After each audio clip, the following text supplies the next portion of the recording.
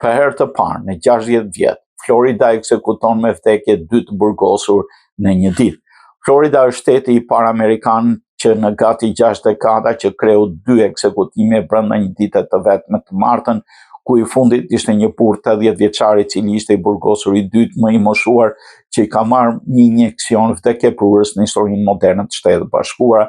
Disa orë më herët, shteti ekzekutoi një ish oficer policie dënuar për vrasjen e një vajze të re.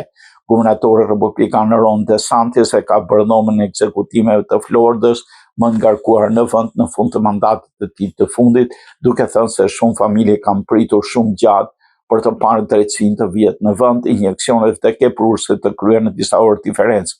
Nga njëra tjetër, ishin ekzekutimet e para pothuajse të njëpasnjëshme që nga koha kur Arkansas ekzekutoi 2 burra në 3 orë diferencë në vitin 2017. Ekzekutimi i Dominic Antonio Occhizzone, 80 vjeçar, u shpalli vdekur në orën 18:13 në burgun e Floridës. Ekzekutimi i tij u krye 5 orë pasi ish oficeri i policisë James Aaron Duckett, 67 vjeçar, mori dozën vdekjeprurëse në të njëjtën dhomë ekzekutimi.